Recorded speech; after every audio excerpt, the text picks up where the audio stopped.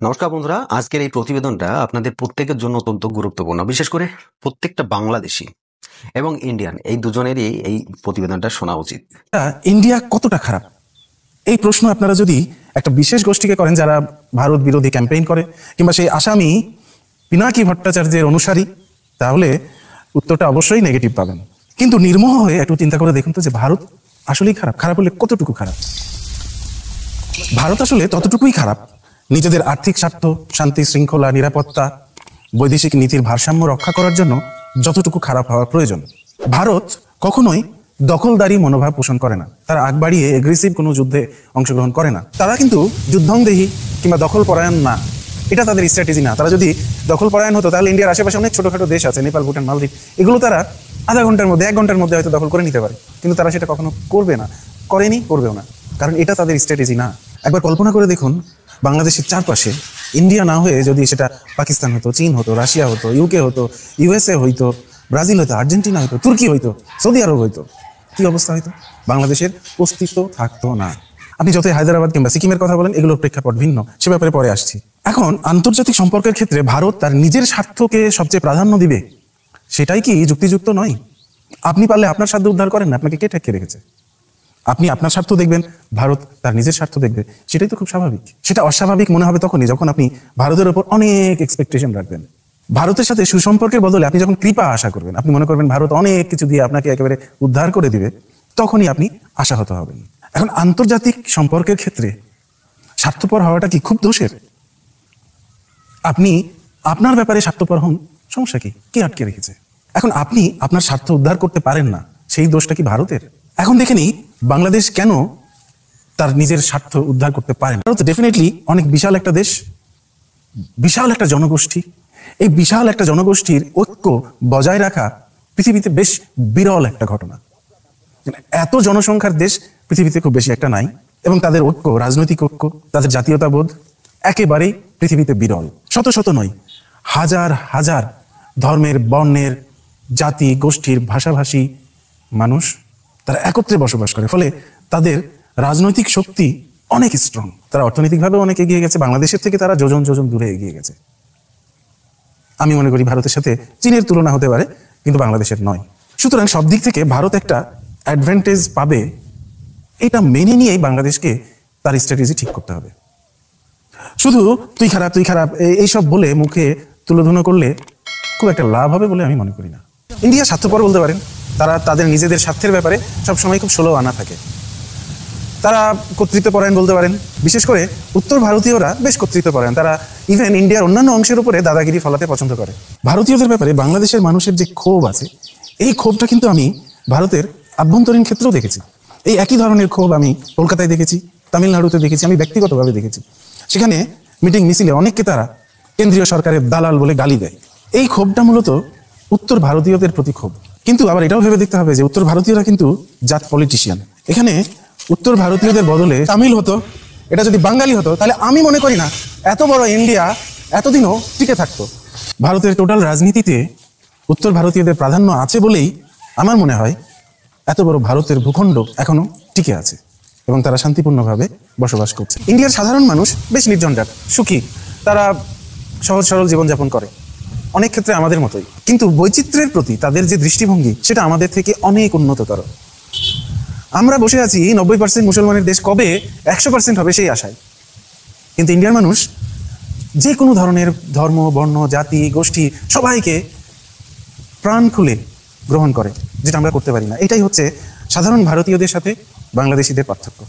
আমরা বৈচিত্র্যের প্রতি খুব একটা ভালো মনোভাব পোষণ করি না, এবং তাতে কি আমাদের লাভ হয়েছে না লস হয়েছে? ইন্ডিয়া কিন্তু বাংলাদেশের থেকে যে কোনো পরিমাপে অনেক বেশি এগিয়ে, তারা উন্নত হয়ে গেছে। সুতরাং তাদের স্ট্র্যাটেজি ঠিক আছে। এটাই প্রমাণ করে যে আমাদের স্ট্র্যাটেজি ভ্রান্ত, আমরা ভুলের মধ্যে আছি। আমাদের স্ট্র্যাটেজি ঠিক নেই, আমাদের মধ্যে খুব একটা বৈচিত্র্য নেই, কিন্তু সেই বৈচিত্র্যটুকু হজম করতে আমাদের খুব কষ্ট হয়। গোটা বাংলাদেশ একটা সমতল ভূমি, একটা ফ্ল্যাট এলাকা, সেখানে জাতি বর্ণের খুব একটা বৈচিত্র্য নেই, কিন্তু সেই সামান্য বৈচিত্র্যটাটুকুই আমরা হজম করতে পারি না। ভারতকে আপনারা যতটা গুরুত্ব দেন, উঠতে বসতে ভারত, হাসতে কাঁদতে ভারত, হতাশার কারণ ভারত, আশার কারণ ভারত, ভারত কিন্তু বাংলাদেশকে ততটা গুরুত্ব দেয় না।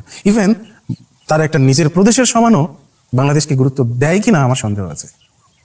তবে এই গুরুত্বটা দেওয়া উচিত ছিল, কারণ আপনার ধান ক্ষেতের আশেপাশের ক্ষেতগুলো যদি পোকামাকড় বালাই মুক্ত হয় তাহলে আপনার ক্ষেতও সুস্থ সবল হবে।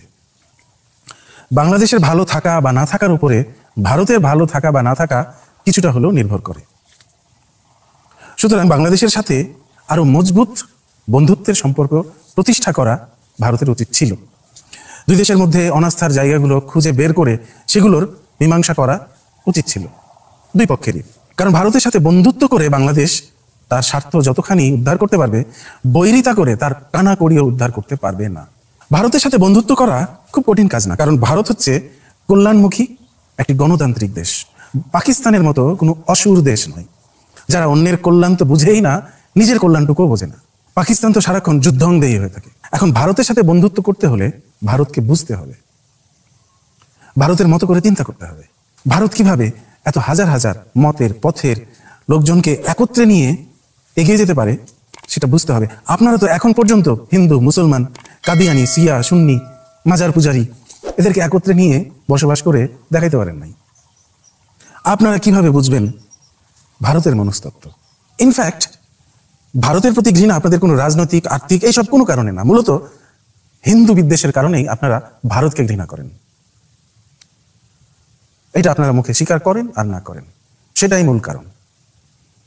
কারণ বাংলাদেশকে এখনো আপনারা পূর্ব পাকিস্তানি মনে করেন এবং মনে করেন শুধুমাত্র মুসলিমদের আলাদা একটা রাষ্ট্র করার জন্যই যেমন পাকিস্তানের জন্ম হয়েছিল, ঠিক সে কারণে বাংলাদেশেরও জন্ম। ভারতকে বুঝবেন কিভাবে আপনারা? তাদের সাথে শত্রুতা তো অনেক পরের ব্যাপার, বন্ধুত্ব করারও যোগ্যতা এখন পর্যন্ত অর্জন করেননি। স্বাধীনতার পর বাংলাদেশ ভারতের সাথে আন্তরিকভাবে সুসম্পর্ক গড়ে তুলতে ব্যর্থ হয়েছে, কারণ বাংলাদেশের দেহ ভারতে থাকলেও মন কিন্তু পড়ে থেকেছে পাকিস্তানে। বাংলাদেশে স্পষ্ট বিভাজন আছে, স্বাধীনতার সপক্ষের শক্তি, স্বাধীনতার বিপক্ষের শক্তি, ইসলামী শরিয়া আইন চাওয়া মানুষ, অন্যদিকে গণতন্ত্র, ধর্ম নিরপেক্ষ রাষ্ট্র চাওয়া মানুষ, পাহাড়ি, বাঙালি, এরকম আরো অনেক স্পষ্ট বিভাজন আছে। এতটা বিপরীত ভাবাপন্ন মানুষ পৃথিবীর অন্য কোনো দেশে বসবাস করে কিনা আমার জানা নেই। বাংলাদেশ অন্তত 3টা দেশ হওয়া উচিত ছিল। একটা হচ্ছে ধর্মান্ধদের জন্য, যারা শরিয়া কায়েম করবে, আর একটা হচ্ছে ধর্মনিরপেক্ষ গণতন্ত্র মনস্ক মানুষদের জন্য, একটা পাহাড়িদের জন্য। এরকম অন্তত 3-4টা দেশ হওয়া উচিত ছিল বাংলাদেশে। তাহলে হয়তো একটা দেশের মধ্যে এত কনফ্লিক্ট থাকতো না। দুঃখের বিষয়, এই যুগের অনেক ইয়াং জেনারেশন কিংবা গেঞ্জি এরা আসলে বোঝেই না যে পাকিস্তান কি জিনিস, এরা জানে না সেটা, তাদের সেই অভিজ্ঞতা নেই। তারা মনে করে যে তারা ভারতের সাথে ফাইট করবে পাকিস্তানের সাহায্য নিয়ে। এরকম একটা সহজ সমীকরণে তারা খুব সহজেই পৌঁছে যায়। আমরা কি মনে করি? বাংলাদেশের সাধারণ মুসলমান জনগোষ্ঠী তারা মনে করে মুসলমান মানেই হচ্ছে সর্বোৎকৃষ্ট জাতি, মুসলিম হওয়া মানেই গর্ব করা, মুসলিম হওয়া মানেই সর্বশ্রেষ্ঠ মানব জাতি হওয়া। সুতরাং হিন্দুরা, এই হেঁদুরা, এই ইন্ডিয়া তাদের থেকে এগিয়ে যাবে, এটা সহ্য করা কোনোভাবেই মুসলিমদের পক্ষে সম্ভব হয় না। হিংসায় জ্বলতে পারেন, উঠতে পারেন, নিজেরা মারামারি করতে পারেন, কাটাকাটি করতে পারেন, কিন্তু বাস্তবতা হচ্ছে এই হিন্দুরা আপনাদের থেকে এগিয়ে। সেই ব্রিটিশ আমলেও তারা আপনাদের থেকে এগিয়ে ছিল, তারা এই বৈচিত্র্যকে সাদরে বরণ করে নিয়েছিল, তারা ইংরেজি শিখেছিল বলে তারা এগিয়ে গিয়েছিল, এখনো তারা এগিয়ে আছে। এটা মেনে নিয়ে যতদিন না আত্মসমালোচনা করতে পারবেন, আত্মশুদ্ধি করতে পারবেন, ততদিন আপনারা পিছিয়েই থাকবেন। ওই হিন্দুরা এগিয়ে যাবে এবং তাদেরকে দেখে আপনারা হিংসায় জ্বলতে পারবেন। এর থেকে আর বেশি কিছু করা সম্ভব হবে না। এই যে রাজশাহীর কথাই চিন্তা করেন, ওই পাশে মালদহ, এই পাশে রাজশাহী জেলা, যুগের পর যুগ একেবারে প্রাগৈতিহাসিক কাল থেকে একত্রে বসবাস করে এসেছেন, কোথাও কোনো সমস্যা হয়নি। যেই ইসলাম আসলো সেই বিভেদ তৈরি করলো, ভাই আর ভাই থাকলো না, বোন আর বোন থাকলো না, আলাদা হয়ে গেলেন। শুধু ফিজিক্যালি আলাদা হননি, একেবারে মানসিকভাবে ডিটাচ হয়ে গেলেন। কাকে দোষ দিবেন? ইসলামের দিকে আঙ্গুল তুলতে এত ভয় হয় কেন আপনাদের? আত্মসমালোচনা বাদ দিয়ে আপনি কখনোই বাস্তবতাকে খুঁজে পাবেন না। শুধু অন্যের ওপর দোষ চাপিয়ে আপনি কোনো সমাধান খুঁজে পাবেন না। এখন অনেক ইন্টালেকচুয়াল বাঙালি বলে ফেলবেন যে এই আপনি বোধহয় জানেনই না ভারত হায়দ্রাবাদকে কিভাবে দখল করেছিল, সিকিমকে কিভাবে দখল করেছিল। এই উদাহরণগুলো বাংলাদেশে বেশ জনপ্রিয়। আচ্ছা, আপনারাই বলেন তো, এই যুগে কোনো দেশে রাজতন্ত্র, একেবারে পিওর রাজতন্ত্র কতটা মানানসই? তারা সুখী আছে, তারা খুশি আছে যে তারা রাজতন্ত্র থেকে মুক্তি পেয়েছে, তারা গণতান্ত্রিক ব্যবস্থার মধ্যে বেশ স্বাচ্ছন্দ্যে আছে, তাদের কোনো অবজেকশন নেই। হায়দ্রাবাদের মানুষের অবজেকশন নেই, সিকিমের মানুষের অবজেকশন নেই, অবজেকশন আছে, কান্নাকাটি আছে বাংলাদেশের মানুষের। কি অদ্ভুত না? ভারতের ব্যাপারে বাংলাদেশের মানুষের গণহারে প্রথম এবং প্রধান যে অভিযোগটা সবাই করে সেটি হচ্ছে ফারাক্কা বাঁধ, তিস্তা বাঁধ, এরকম আন্তর্জাতিক নদীর উপর প্রতিষ্ঠিত ভারতের বাঁধ। তারা মনে করে এটা ভারত বাংলাদেশের সাথে শত্রুতা করে এরকম বাঁধ নির্মাণ করেছে, যেটি একেবারে সত্য নয়, ডাহা মিথ্যা, নির্জলা মিথ্যা। ভারতে এরকম বাঁধ আছে 5334টি। আমি আবার বলছি, সংখ্যাটা খুব ভালো করে খেয়াল করুন। 5334টির মধ্যে ফারাক্কা বাঁধ হচ্ছে একটি, তিস্তা বাঁধ হচ্ছে একটি, দুইটা। এরকম আরো 5332টি বাঁধ রয়েছে ইন্ডিয়াতে। তাহলে ওগুলো কার সাথে শত্রুতা করে বানানো হয়েছে? ইনফ্যাক্ট প্রতিটি বাঁধের জন্য, প্রতিটি জলবিদ্যুৎ উৎপাদনকারী বাঁধের জন্য কেউ না কেউ ক্ষতিগ্রস্ত হয়। কোনো না কোনো রাজ্যের মানুষ, কোনো না কোনো অঞ্চলের মানুষ ক্ষতিগ্রস্ত হয়, এনভায়রনমেন্ট ক্ষতিগ্রস্ত হয়, পশু পাখি ক্ষতিগ্রস্ত হয়, বনজ সম্পদ ক্ষতিগ্রস্ত হয়, প্রাকৃতিক পরিবেশ ক্ষতিগ্রস্ত হয়। কিন্তু ভারত, যেহেতু তাদের এগুলো ইন্টারনাল ব্যাপার, তারা ইন্টারনালি সেই ক্ষতিপূরণগুলো দেয়, সেই ক্ষতিগুলো পুষিয়ে ওঠার ব্যবস্থা করে। জলবিদ্যুৎ তো উৎপাদন করতে হবে। অন্যান্য রাজ্য যেভাবে ক্ষতিপূরণ পায়, বাংলাদেশ সেভাবে ভারতের কাছ থেকে ক্ষতিপূরণ পায় না। অন্যান্য রাজ্যগুলো একদিক দিয়ে যেমন তাদের ক্ষতি হয়, অন্য দিক দিয়ে তারা লাভবান হয় কেন্দ্রীয় সরকারের কাছ থেকে। বাংলাদেশের সেই সুযোগ নেই। সুতরাং আমি মনে করি এই ধরনের বাদ দেওয়ার আগে ভারতের উচিত ছিল বাংলাদেশের অনুমতি নেওয়া। অনুমতি তার এমনি এমনি দিত না বাংলাদেশ, অর্থাৎ যথাযথ ক্ষতিপূরণ দেওয়ার পরে এই ধরনের বাঁধ নির্মাণ করা উচিত ছিল। এবং এই সমস্যার খুব ন্যায্য সমাধান আমি অবশ্যই প্রত্যাশা করি। এবং আমি নৈতিকভাবে কখনোই বিশ্বাস করি না যে কোনো আন্তর্জাতিক নদীর প্রাকৃতিকভাবে বয়ে আসা পানিকে কোনোভাবে ডাইভার্ট করা হোক। এটা শুধু ভারত বাংলাদেশ সমস্যা নয়, গোটা পৃথিবীতেই এরকম আন্তর্জাতিক নদীতে বাঁধ নির্মাণ নিয়ে বিতর্ক আছে। সুতরাং আমি চাই শুধু বাংলাদেশ ভারতের সমস্যাটা মিটুক তা না, এটা নিয়ে আন্তর্জাতিকভাবে প্রতিটি দেশের চলমান যত সমস্যা আছে সবগুলোরই সমাধান হোক, গোটা পৃথিবীর মানুষ একটা কনসেনসাসে পৌঁছাক এবং এ ব্যাপারে করণীয় কি সেটা নির্ধারণ করুক, যাতে প্রতিটি পক্ষেরই উইন উইন সিচুয়েশন তৈরি হয়। তো বন্ধুরা, আপনারা প্রতিবেদনটা দেখলেন, যে এই প্রতিবেদন দেখার পর আপনাদের কি মতামত সেটা কিন্তু কমেন্ট বক্সে লিখে যাবেন। বাংলাদেশের প্রত্যেকটা জনগণ এবং ভারতের যে জনগণ যারা প্রতিবেদনটা দেখেছেন, প্রত্যেকের মতামত কিন্তু আমি কমেন্ট বক্সে চাই। আর প্রত্যেকের কমেন্টে আমি কিন্তু রিপ্লাই করব। আমি দেখব যে কার মতামত কেমন। অবশ্যই সেই কমেন্ট নিয়ে আলোচনা হবে নেক্সট ডে, আপনাদের সামনে আসবো আবার। তো চলুন, আজকের মতো এই ভিডিও এখানে সমাপ্ত করছি। সকলে ভালো থাকবেন, সুস্থ থাকবেন, ধন্যবাদ।